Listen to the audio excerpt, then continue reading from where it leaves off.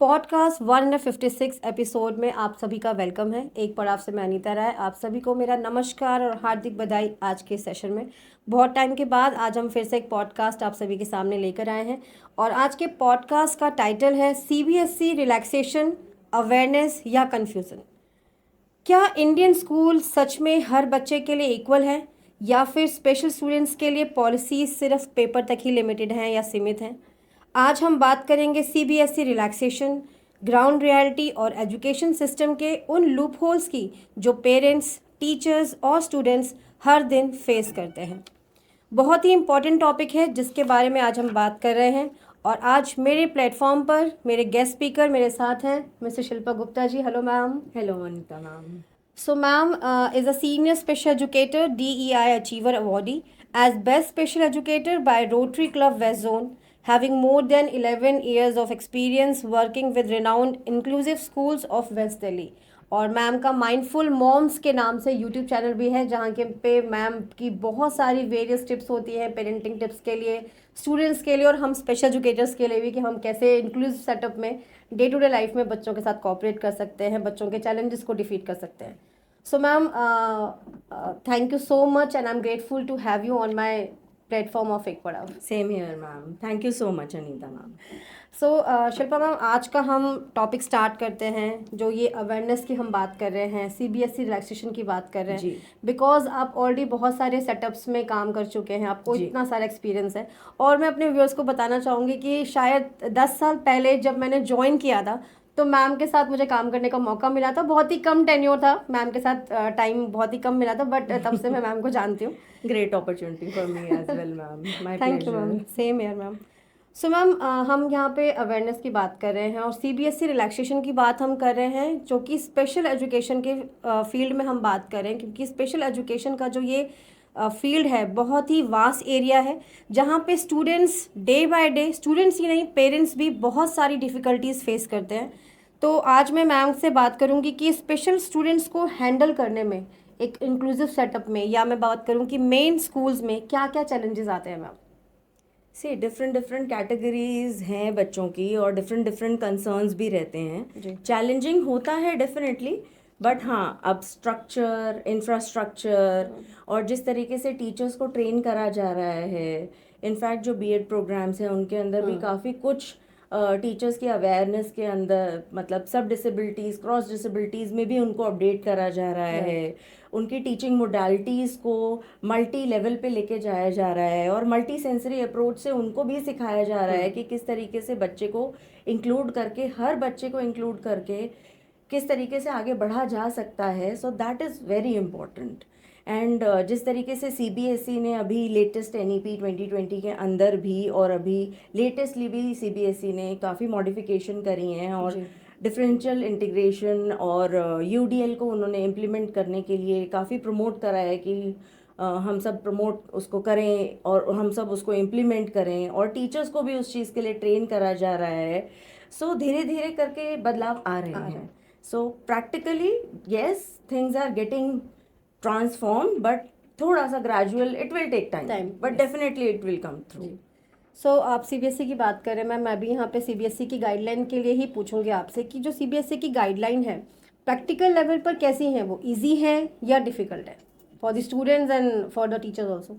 तो सीबीएसई की guidelines easy हैं, बहुत इजी और बहुत अच्छे फ्रेमवर्क में उन्होंने उसको पोर्ट्रे करा है, बट धीरे धीरे करके स्कूल्स उसको इम्प्लीमेंट कर रहे हैं। All the schools are doing very hard work, very smart work they are heading towards. अब धीरे धीरे करके हर जगह चेंज आ रहा है, एक्सेप्टेबिलिटी आ रही है, and definitely our students have the quota also. तो 3% उनके पास कोटा भी है, सो उसके अंदर भी वो एडमिशन लेते हैं। लेकिन कहीं कहीं पे चैलेंज ये भी आ जाता है जहाँ पेरेंट्स के अंदर एक्सेप्टेबिलिटी नहीं होती है, तो वहाँ उस चीज़ में वो रिलैक्सेशन उस तरीके से नहीं लेते हैं। तो वो इस टैगलाइन को ही लेना उनके लिए एक्सेप्टेंस में नहीं आ पाता है। और बीइंग अ सोशल डोमेन ले लीजिए आप, चाहे उनकी खुद की फैमिली एनवायरनमेंट में ले लीजिए, तो वो जल्दी से उस चीज़ को एक्सेप्ट नहीं कर पाते। और वहाँ पे सबसे बड़ा चैलेंज हम लोग फेस करते हैं, चाहे हम स्पेशल एजुकेटर हों, टीचर हों, चाहे कोई भी स्कूल अथॉरिटीज़ हों, and even CBSE at certain level, because जितना जल्दी एक्सेप्टेंस आती है उतनी जल्दी ही उसका इंटरवेंशन शुरू हो स्टार्ट जाता हो है। जाता है जी। और चीज़ें डिफ़िकल्टी लेवल से जल्दी ही हट जाती हैं। सो मैम अभी हमने गाइडलाइंस की बातें की और आपने बहुत ही सिंपल वे में और बहुत ही डिफाइन तरीके से आपने एक्सप्लेन किया कि क्या गाइडलाइंस और कितनी वो हेल्पफुल है इंक्लूसिव सेटअप में। तो क्या आपको लगता है being a senior special educator, आपको इतना सारा एक्सपीरियंस है, तो क्या करिकुलम में फ्लेक्सिबिलिटी होनी चाहिए? और क्या करिकुलम में अगर फ्लेक्सिबिलिटी होती है तो स्कूल हमें उतना सपोर्ट करता है? क्या वो सपोर्ट इनफ है बच्चों के लिए? सी मैम, करिकुलम में ज़रूर मॉडिफिकेशन होनी चाहिए क्योंकि हर बच्चे का अपना लर्निंग स्टाइल है। राइट। सो अगर हम करिकुलम में अभी फ़िलहाल मॉडिफिकेशन अगर नहीं भी कर रहे हैं तो टीचर मल्टी सेंसरी अप्रोच को यूज़ करके बच्चों की लर्निंग कैपेबिलिटीज़ और स्टाइल के हिसाब से उसको मॉडिफाई ज़रूर कर रही हैं। अब वो रोट मेमोरी वाला जो टाइम था वो चला गया, जहाँ पे हम सिर्फ पेन एंड पेपर की बात करते थे और टीचर्स सिर्फ बोर्ड पे लिख के या डिक्टेट करके आंसर्स को बताते थे। अब वो सारी चीज़ें चली गई हैं। So the CBSE also and schools are also approaching towards the experiential learning mode and modalities, और उसके लिए काफ़ी ज़ोर शोर से ट्रेनिंग्स चल रही हैं। बहुत सारी कैपेसिटी बिल्डिंग वर्कशॉप्स, टीचर्स का पूरा एक स्ट्रक्चर्ड मॉड्यूल बनाया गया है, not only for teachers but counsellors के लिए भी। मैम बहुत सारी चीज़ें अब मेंटल हेल्थ से रिलेटेड भी जी। करिकुलम को काफ़ी अच्छा डिफाइन करा गया है। एंड इसी तरीके से स्पेशल बच्चों के लिए भी काफ़ी फ्लेक्सिबिलिटी जो है हमारा CBSE प्रोवाइड कर रहा है, जिसको स्कूल्स धीरे धीरे अडेप्ट कर रहे हैं। जी। 2031 तक इट इज़ इन पाइपलाइन कि every school must do it. जैसे स्पेशल एजुकेटर्स के लिए एक हमारा मिशन चला था, तो every school has a special educator, be it for a certain duration they are coming, कि वो कुछ घंटों के लिए विजिट कर रहे हैं या परमानेंटली 3-4 रखे हुए हैं या पूरा एक सेटअप ही बनाया हुआ है। So it's up to the school organisation only and management that how they are dealing with the same. But yes, all the schools are approaching towards inclusivity in a great extent and it's a great initiative by CBSE कि हमारे बच्चों को इस तरीके से adopt करा जा रहा है स्कूल के अंदर और उनको भी इंक्लूड करा जा रहा है सोसाइटी में, जहाँ उनको बिल्कुल ही निगलेक्ट कर दिया जाता था। तो काफ़ी अडेप्टेशंस जो हैं वो कारगर साबित हो रही हैं। और जहाँ तक बात रही करिकुलम मॉडिफिकेशन की, तो CBSE उसमें भी काफ़ी फ्लेक्सिबिलिटी देता है ग्रेड 8 तक। 9 से CBSE ने रिलैक्सेशंस नहीं दी हुई करिकुलम मॉडिफिकेशन को लेकर। बट ये है कि आपका हमारे पास एक्स्ट्रा टाइम है, रीडर है, स्क्राइब है, अडल्ट प्रॉम्प्टर है, कैलकुलेटर की फैसिलिटी है, और जो हमारे विजुअली इम्पेयर्ड बच्चे हैं तो उनके लिए जो विजुअली चैलेंज क्वेश्चन होता है तो उसको मॉडिफाई कर दिया जाता है। सो है थोड़ा सा, मतलब अभी भी मुझे लगता है being a special educator and 11 years of experience कि हाँ, थोड़ा सा जहाँ इतना हैंड होल्ड करा है तो थोड़ा सा अगर हैंड होल्ड और करके हम थोड़ा अगर पेपर मॉडिफिकेशन में थोड़ा और अगर हम कर पाते तो शायद बच्चे CBSE करिकुलम को छोड़कर NIOS में नहीं ना जाते, क्योंकि पेरेंट्स के लिए वो भी एक बहुत बड़ा चैलेंज है, जहाँ वो ये सोचते हैं कि CBSE करिकुलम को हम छोड़कर NIOS में दूसरे सेटअप में क्यों जाएं, क्योंकि बहुत सारे स्कूल्स नहीं दे रहे हैं NIOS को, एंड अगर दे भी रहे हैं तो वो अपने स्टूडेंट्स को ही प्रमोट करने की कोशिश करते हैं, एक नया एडमिशन नहीं लेने की कोशिश करते। तो वहाँ पेरेंट्स के लिए भी चैलेंज होता है कि मेरे बच्चे का एक डेली रूटीन जो है वो सारा कुछ हैम्पर हो जाएगा। जितना स्कूल ने अभी तक उसके अंदर सोशलाइजेशन स्किल्स और सब कुछ बिल्ड करी हैं तो वो सारी चीज़ें हैम्पर हो जाएंगी। तो यस, ये डिफ़िकल्टी जोन है and I definitely request CBSE ने जिस तरीके से इतना मॉडिफिकेशन करा है, तो एक ये छोटा सा मॉडिफिकेशन अगर और हो पाए पाइपलाइन के अंदर तो it would be a great achievement. Right. तो मैम जैसा आप मॉडिफिकेशन की बात कर रहे हैं तो मेरा यहाँ पे एक पर्सनल एक्सपीरियंस के साथ एक पर्सनल क्वेश्चन भी है कि क्लास 8 तक आपने कहा कि रिलैक्सेशन है और क्लास 9 के बाद नहीं है, बट जहाँ पे हम स्पेसिफिक लर्निंग डिसेबिलिटी की बात करते हैं, जहाँ पे एक एक सब्जेक्ट में 27-25 चैप्टर्स हैं, बट अगर बच्चे का लेवल नहीं है, उसको वो डिफ़िकल्टीज आती हैं, लेकिन क्या क्वेश्चन पेपर में मॉडिफिकेशंस होते हैं? क्योंकि टीचर्स एक ही क्वेश्चन पेपर सब बच्चों के लिए होते हैं, set A, set B, set C तक कर सकते हैं। क्या MCQs हैं स्कूल्स में बच्चों के लिए? क्या क्वेश्चन पेपर्स मॉडिफाई किए जाते हैं या कुछ ही चैप्टर्स हैं, लाइक 27 चैप्टर्स हैं तो इसमें से आप 10 चैप्टर्स ही कर लीजिए क्योंकि उस बच्चे का लेवल सिर्फ 10 चैप्टर्स तक का ही लर्निंग कैपेबिलिटी है। तो क्या इस तरह का मॉडिफिकेशन हो रहा है? 8 तक यस, काफ़ी सारे स्कूल्स इस चीज़ को अडॉप्ट भी कर रहे हैं। 50% of the paper is being made competency based, मतलब उसको MCQ बेस्ड या assertion reason based, true false, match the following, इस तरीके से करके बनाया जाता है। और बाकी जो पेपर होता है उसमें भी राइटिंग को कम एम्फेसिस दे के करा जाता है। पेरेंट्स से मेरी ये रिक्वेस्ट है कि हम जब भी बच्चे को लर्निंग कराएं तो कुछ एक सेलेक्टिव वे में लर्निंग कराएं। सब कुछ लर्न करना है, डू अंडरस्टैंड एंड एग्री कि बच्चे के लिए पॉसिबल नहीं है। थोड़ा सा हम फ्लो चार्ट फॉर्म में, पिक्टोरियल फॉर्म में, क्योंकि एट द एंड 9th में जाके फिर कोई रिलैक्सेशन इस तरीके की नहीं है। अगर हम बच्चे को शुरू से ही चैलेंजिंग वे में नहीं करवाते हैं चीज़ों को, तो then it becomes a difficulty. When I joined one of the organization, there was previously one setup. तो वहाँ पे जब मैं गई तो बच्चों को राइटिंग की हैबिट थी ही नहीं, क्योंकि हर चीज़ उनको प्रिंटेड फॉर्म में दे दी जाती थी कि आपका वर्क कंप्लीट नहीं होता है तो आप प्रिंटेड फॉर्म में ले लो। तो उसकी वजह से बच्चों के वो स्किल डेवलप ही नहीं हुए। I say that we can develop the skill. The process is slow and gradual, but definitely they can improve. ऐसा नहीं है कि वो improve नहीं कर सकते। I understand and agree कि repetition बहुत ज़्यादा है, या उनको बहुत सारी हमें modification modes and modules को change करना पड़ता है। But yes, ऐसा नहीं है कि वो कर नहीं सकते हैं, वो बहुत कुछ कर सकते हैं जो शायद एक normal बच्चा नहीं कर सकता। Right. So there is a lot of different approaches that can be used for our children. Absolutely. So ma'am, लेकिन क्लास 8 तक रिलैक्सेशन मिलता है और फिर एकदम से अगर हम क्लास 9 में जंप करते हैं तो वहाँ भी पेरेंट को भी और बच्चे को भी एक हर्डल्स आता ही है। तो वो शिफ्ट हम कैसे कवर कर सकते हैं, क्योंकि अभी तक हम थोड़ा सा रिलैक्सेशन मोड पे चल रहे हैं, बच्चे को भी कहीं ना कहीं हैबिट हो जाती है, पेरेंट को भी हो जाती है। क्लास 9 to 12 में फिर कैसे कर सकते हैं कोप अप बच्चा? मतलब मेरा जो नेक्स्ट क्वेश्चन है, बेसिकली स्पेशल एजुकेटर का काम होता है कि वो उस समय तक उस चीज को थोड़ा सा ब्रिज अप कर दे कि बच्चा तब तक उस कैपेबिलिटी में पहुंच जाए, और अगर नहीं भी है तो फिर पेरेंट को उस चीज के लिए अपडेट करा जाए, क्योंकि हर बच्चे के अपने अपने डिफरेंट चैलेंजेस है।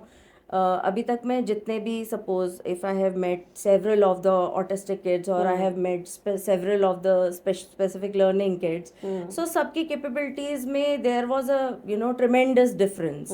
आई कैन नॉट से कि ये दो बच्चे एक जैसे थे और इनमें मुझे सेम स्ट्रैटेजीज को अडॉप्ट करना पड़ा, या इनके लिए मुझे सेम IEP प्लानिंग करनी पड़ी, या इनके लिए मुझे सेम पेरेंटिंग अप्रोच को यूज़ करना पड़ा।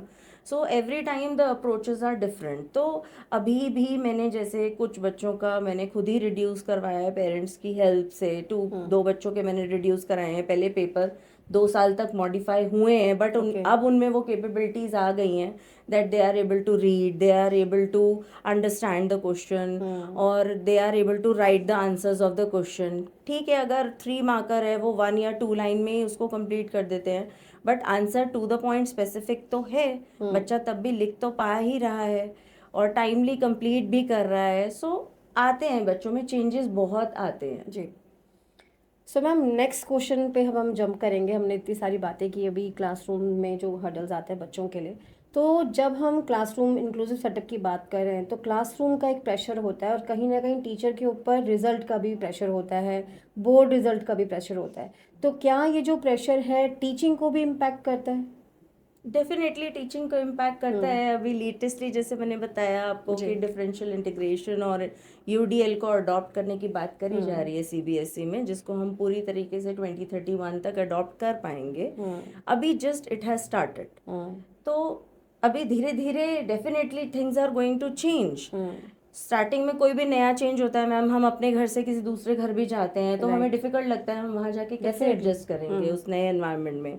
हम कंट्री छोड़कर दूसरी कंट्री में जाते हैं तो वहाँ भी हमें लगता है हम कैसे अडॉप्ट करेंगे ना। So there is a change, definitely it's a positive change, but everyone is positive about it. ऐसा नहीं है कि कोई करना नहीं चाहता है अडॉप्ट, या ऐसा नहीं है कि टीचर्स उसके लिए मेहनत नहीं कर रहे हैं या उस चेंज को अडॉप्ट करने की कोशिश नहीं कर रहे हैं। Everyone is heading towards the same, the institution, the education system, the teacher fraternity, everyone is doing so much hard work. I can see people around me that they are tirelessly, मैं कहती हूँ ना, मतलब बाकी जैसे doctors की भी job 24/7 है ना, एक टीचर की जॉब भी ना मैम 24/7 ही हो चुकी है। And tirelessly they are working and you know they are tirelessly working at home, मतलब उनकी कोई अपनी फैमिली लाइफ भी नहीं रह गई है at certain point of time, and you no everyone who is included in the education background, they all are working so tirelessly, be it a teacher, be it a vice principal or a headmistress or a principal, everyone is working so hard in the organization to bring that holistic development in the Right. child, each and every child. So ma'am education system की हम जब बात कर रहे हैं, और हमने पीछे भी इतना देखा है कि हर एक टीचर का एक अपना लेवल होता है, एक अपना स्ट्रैटेजीज होती है एक कॉन्सेप्ट को समझाने के लिए। हमने बहुत सारी मूवीज़ भी देखी हैं जिसमें एक टीचर है और वो अलग अलग कॉन्सेप्ट से बच्चों को ट्रेन करते हैं, पढ़ाते हैं। तो आपको क्या लग रहा है कि आजकल का जो एजुकेशन सिस्टम है वो टीचर की क्रिएटिविटी को सप्रेस कर रहा है, या फिर टीचर के वर्कलोड इतना ज़्यादा हो गया इंक्लूसिव सेटअप में कि वो क्रिएटिविटी निकल कर ही नहीं आ रही है? ऐसा नहीं है जैसे मैंने अभी आपको बताया कि काफ़ी कैपेसिटी बिल्डिंग वर्कशॉप्स हो रही हैं, और जैसे बाकी टीचर्स भी मेरी फ्रेंड्स हैं और आती हैं तो बताती हैं कि it was a tremendous experience, हमें एक कंसेप्ट को अलग अलग वे में, क्रिएटिव वे में करना आया। So they are learning, enjoying all these things. ऐसा नहीं है कि they are feeling it burdenise. Yes, उसको प्रैक्टिकल वे में करना, क्योंकि हम एक तरीके से, जैसे मैंने अभी भी बोला आपको, कि हम एक तरीके से करने के यूज टू हो जाते हैं, you know, we don't want to shift to our from our comfort zone.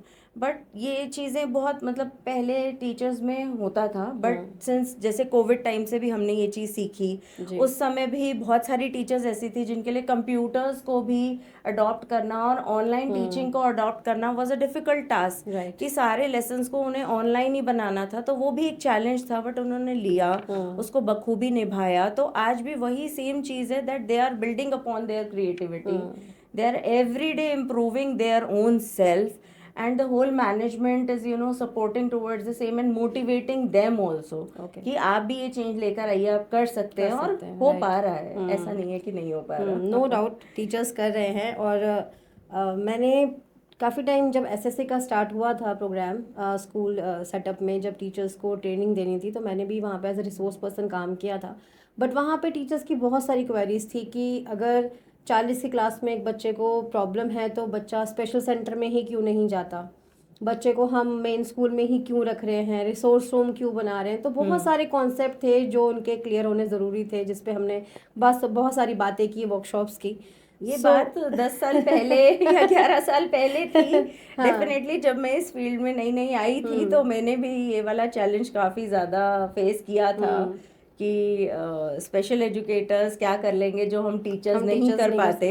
मेरी सिर्फ एक ही लाइन थी कि मैम आप स्कॉलर्स बनाते हैं, हम सिर्फ होप देते हैं। So we are actually just bridging the gap, but with due respect to all the teachers fraternity, that they are doing commendable job. Without their support, without parent support, we cannot do what wonders are being done. We are just to bridge that gap, कि जो बीच में रह गया है, जहाँ थोड़ा सा loop hole है और बच्चे को कॉन्फिडेंस नहीं है, मोटिवेटेड नहीं है, बच्चा अपने ऊपर काम खुद नहीं कर पा रहा है, तो वहाँ उस चीज़ को हम लोग थोड़ा सा ब्रिज अप करने की पूरी कोशिश करते हैं। सो मैम, अभी जैसे हमने एक बात की, जो हम बहुत टाइम पहले की बात कर रहे हैं, और आजकल हम देख रहे हैं मेन सेटअप में शैडो टीचर्स भी प्रोवाइड की जा रही है हमारे CWSN स्टूडेंट्स के लिए। तो उस टाइम पे क्या एजुकेशन सिस्टम या एक ऑर्गेनाइजेशन सपोर्ट करती है शैडो टीचर के लिए? क्या इससे भी एक क्लासरूम सेटअप हैम्पर होता है?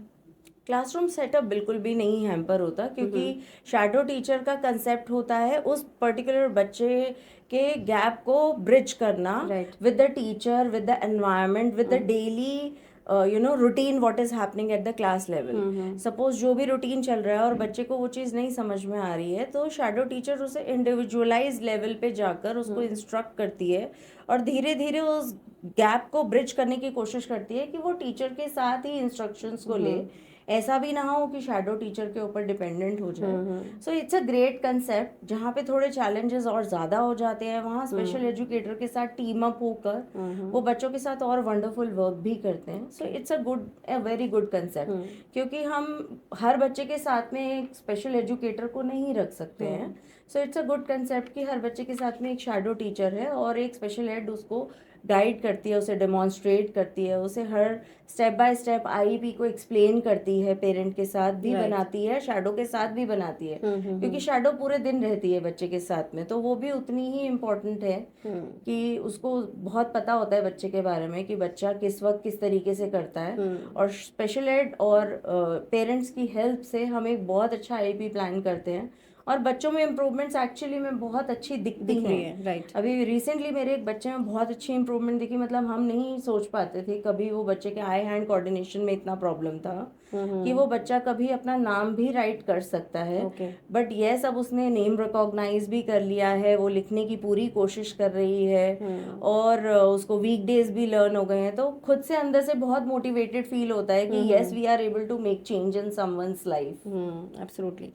सो मैम, अभी हमने बात की स्टूडेंट्स के लिए और ब्रिज अप की हम बात कर रहे हैं, तो एक जो ब्रिज होता है जो पेरेंट और स्कूल के बीच में होता है, तो ये पेरेंट और स्कूल के बीच में जो कम्युनिकेशन है वो कैसा होना चाहिए आपके अकॉर्डिंगली? बहुत, मतलब it should be, you know, it should not be translucent but it should be very transparent. Parent, right. कहीं कहीं पे पेरेंटिंग में बिल्कुल ऐसा भी देखा गया है कि ब्लेम टोटली स्कूल के ऊपर ही चला जाता है कि मेरे बच्चे की कहीं कोई गलती नहीं है और स्कूल की ही गलती रही होगी। सो ऐसा भी चला जाता है और कहीं कहीं पे जो हमारी ओल्ड पेरेंटिंग स्टाइल थी, आपकी और मेरी भी रही होगी, कि अगर स्कूल से एक भी शिकायत आ गई तो वी यूज्ड टू वरी कि आज तो घर पे भी हमको बहुत अच्छे से डांट पड़ने वाली है, because there was no acceptance. सो मैं ये मानती हूँ कि जो मेरे, with all due respect to my parent community as well, कि सब पेरेंट्स को अपने बच्चों की स्ट्रेंथ्स और वीकनेसेस बहुत अच्छे से पता होती हैं, क्योंकि उन्होंने ही तो उन्हें पैदा किया है, उन्होंने ही उनकी हर चीज़ को ग्रो किया है, बिल्डअप किया है।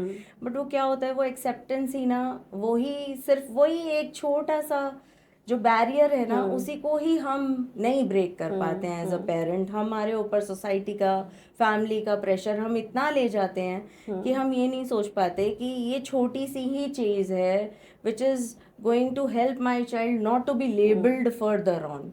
सो मेरी सिर्फ पेरेंट कम्युनिटी से यही रिक्वेस्ट है कि जितना जल्दी किसी चीज़ को एक्सेप्ट करें, अगर स्कूल की तरफ से आपको उस चीज़ को अपडेट करा जा रहा है तो प्लीज़ उस चीज़ में बुरा भी ना माने, because it's from the government side only, as per Shastra is implemented and it's our duty to scan each and every child. कहीं पे कोई भी कंसर्न शो होता है तो हमारी ड्यूटी है वो चीज़ बताना, और डेफिनेटली हम बताएंगे और आपका सपोर्ट सीख करते हैं, नॉट फॉर द सेक कि हमें कुछ और स्टेप लेना है बच्चे के लिए, बट इसलिए सीख करते हैं कि हम आपके साथ टीम अप करके आपके बच्चे में वो कंसर्न्स जल्दी से जल्दी इरेडिकेट करना चाहते हैं। सो जितनी जल्दी एक्सेप्टेंस मोड में आएंगे उतनी जल्दी चीज़ें ठीक भी हो जाएंगी। राइट। जैसे कि मैम बार बार बोल रहे हैं, है तो ये 10 लेटर का वर्ड एक्सेप्टेंस, लेकिन बहुत ही मेजर और प्राइम वर्ड है हमारी इस स्पेशल एजुकेशन के फील्ड में। सो मैम, मैं आपसे ये जानना चाहूँगी कि जब हम रिलैक्सेशन की बात कर रहे थे, जो कि हमारा आज का टॉपिक भी था, तो पेरेंट्स को सीबीएसई के रिलैक्सेशन के बारे में कैसे पता चलता है, या हम उन्हें कब बताते हैं, या कितनी इन्फॉर्मेशन स्कूल प्रोवाइड करता है पेरेंट को? स्कूल सारी इन्फॉर्मेशन प्रोवाइड करता है, जैसे ही कोई कंसर्न्स हमें बच्चे में दिखते हैं, so first and foremost parents को उन कंसर्न्स के लिए बताया जाता है। कोशिश करते हैं पहले कि होम प्लान दे के पेरेंट्स को थोड़ा सा गाइड करके वो चीज़ें इरेडिकेट हो सकें अगर डिफ़िकल्टी लेवल पे हैं, या फिर थेरेप्यूटिक इंटरवेंशन बाहर बताया जाता है कि आप पहले एक बार थेरेपी करा के देखिए, हो सकता है it is a temporary thing and then it is going to eradicate soon. But अगर वहाँ पे ही लूप होल होता है, क्योंकि कई बार पेरेंट्स कहते हैं हम थेरेपी ले रहे हैं, लेकिन जब हम पूछते हैं तो फिर वहाँ पे थेरेपी कंसिस्टेंटली नहीं ली जाती। Right. So I always give this a famous example कि क्रोसिन 5 दिन खानी है तो 5 दिन लगातार ही खानी है जी। जो कोर्स ऑफ एक्शन है वो हमें लगातार ही लेना है, अगर नहीं लिया तो फिर the result is then zero, it is good for nothing जी। तो that is the main thing, और स्कूल अपनी तरफ से बिल्कुल बताने की पूरी कोशिश करता है हर चीज़ को। तो अगर वहाँ पे भी चीज़ें सेटल आउट नहीं होती हैं, then we ask the parents to go for a psycho education assessment by a clinical psychologist only. ठीक है, वहाँ पे भी एक बैरियर आ जाता है, the moment the word is being said clinical psychologist, तो वहीं पे हमारा एक सोशल माइंडसेट जो फिक्सेटेड है तो it becomes a challenge, but yes अब मैंने देखा है कि काफ़ी 5-7 साल में काफ़ी पेरेंट कम्युनिटी में भी चेंज आया है. They themselves are coming and asking कि मैम एक बार प्लीज़ चेक कर लीजिए, बच्चे को कुछ एंग्जाइटी तो नहीं हो रही, बच्चा प्लीज़ ठीक है ना. So they are actually worried for the mental health of the kids plus their skills as well. सो उस चीज़ में काफ़ी पेरेंट्स की साइड से भी अपडेशन आया है. सो हम उनको पेरेंट्स को बताते हैं and when they come up with the reports, so उसके अकॉर्डिंग जो रिलैक्सेशन है, like whenever the third language is there, from suppose in some schools it's just starting from class 5, so हम 5 से उन्हें थर्ड लैंग्वेज का exemption देना चालू करते हैं. पेपर्स स्पेशल एजुकेटर्स के साथ होते हैं, उन्हें एक्स्ट्रा टाइम मिलता है, उन्हें रीडर प्रोवाइड होता है. जहाँ पे भी उनको नीड होती है कि उनका क्वेश्चन पेपर मॉडिफाई हो तो वो क्वेश्चन पेपर्स मॉडिफाई करे जाते हैं. काफ़ी सारे स्कूल्स में ये अप्रोच जो है वो स्टार्ट हो गई है.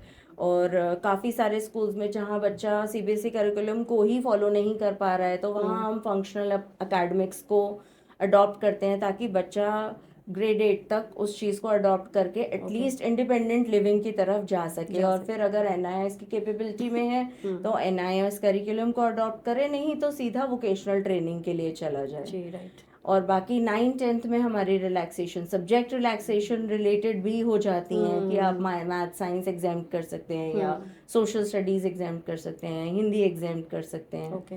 सो व्हाट्सएवर जो स्कूल जो रिपोर्ट्स कहती हैं उसके अकॉर्डिंग जो स्कूल में एक्सेप्टेबिलिटी अडॉप्टेबिलिटी होती है उसके अकॉर्डिंग सब चीज़ों को परमुटेशन कॉम्बिनेशन बना के वो रिलैक्सेशन के बारे में पेरेंट को पूरा अपडेट करा जाता है.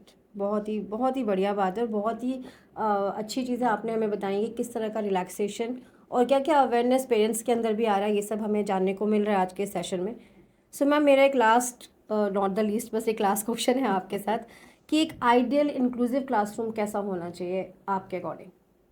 सो एक आइडियल क्लासरूम सेटअप तो इसी तरीके से होना चाहिए कि हर बच्चा उसमें इंक्लूडेड हो जी. और जो भी बच्चे का लर्निंग स्टाइल है उसके अकॉर्डिंग चीज़ें थोड़ी मॉडिफाइड हों.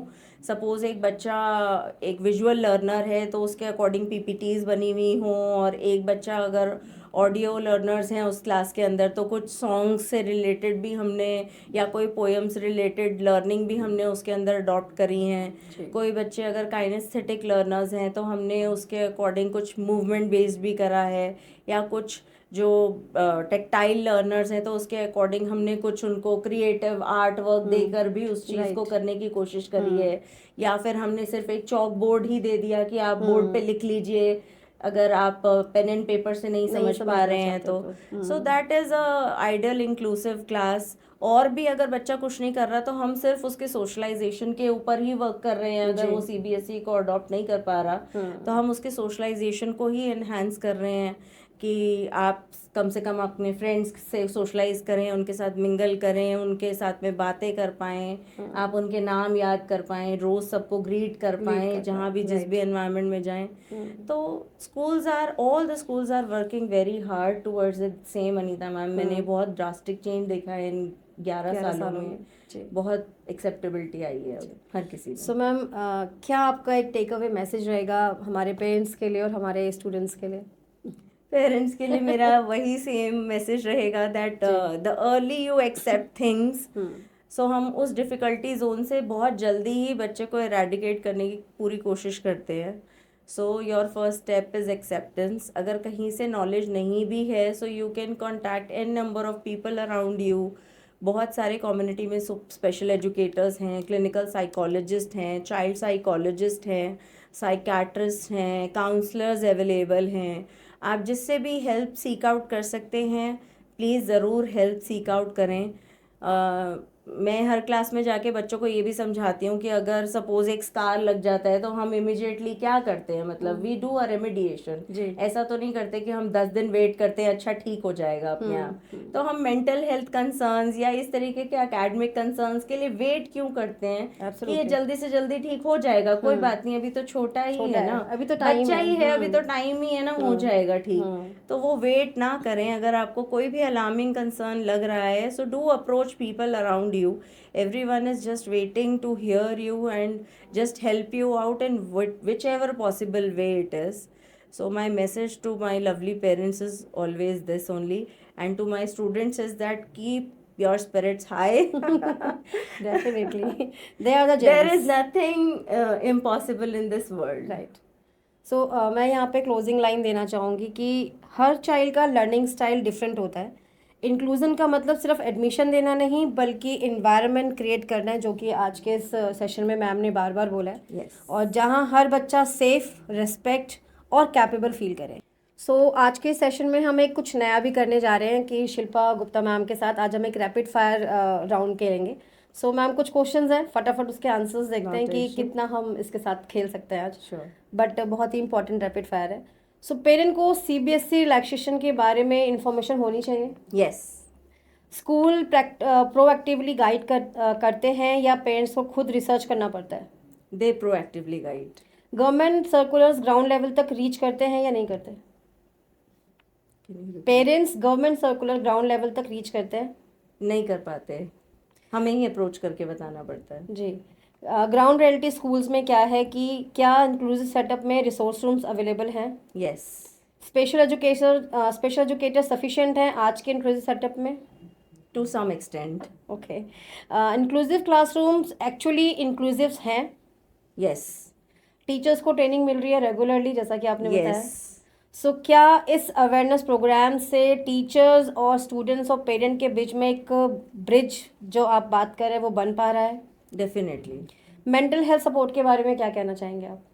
मेंटल हेल्थ सपोर्ट के बारे में मैं यही कहना चाहूँगी कि अब जैसे सीबीएसई ने एक इनिशिएटिव लिया है जी. that there should be 2 counselors in the school, one for the mental being of the students and one as a career counselor. जी. तो सब स्कूल्स उसके लिए अप्रोच कर रहे हैं एंड डेफिनेटली ये बहुत अच्छी अप्रोच है और बहुत अच्छा ट्रांसफॉर्मेशन भी है कि 2 लोग होंगे जो करियर के बारे में भी बताएंगे और उनकी मेंटल वेलबींग तो हम पहले से देख ही रहे जी. हैं. So schools are proactively working for all these domains. Right. So क्या अभी भी स्कूल्स में लैक ऑफ प्रैक्टिकल लर्निंग है. बिल्कुल भी नहीं. क्या क्लासरूम ओवर क्राउडेड है. No, I don't think so. Okay. So diagnostic stigma कितना है आज भी स्कूल्स में या पेरेंट्स के बीच में. थोड़ा रिड्यूस हो रहा है बट अभी भी उतना ही है, या मैं कहूँगी कि थोड़ा सा इसलिए भी रिड्यूस हो रहा है कि सबको रिलैक्सेशन एक लालच की तरह नजर आती हैं. राइट. तो ठीक है, रैपिड फायर में इतने क्वेश्चंस थे. बाकी आप सभी व्यूअर्स हमारे सेशन ज़रूर देखें. यही हमारा आज का सेशन का थीम था, पेरेंट्स को बताने का कि अवेयरनेस है, आगे भी हो रही है, लेकिन आपका सपोर्ट हमारे लिए बहुत ज़्यादा इम्पॉर्टेंट है. और आपने जो आज इतनी सारी गाइडिंग सेशन इस सेशन में इतनी सारी बातें की है, ma'am thank you so much. एक पड़ाव के साथ आपने इतना टाइम स्पेंड किया. I am really honour to you. Thank you so much. Thank you so much everyone for watching us, listening us. खुश रहिए, हंसते रहिए, स्माइल एंड पीस.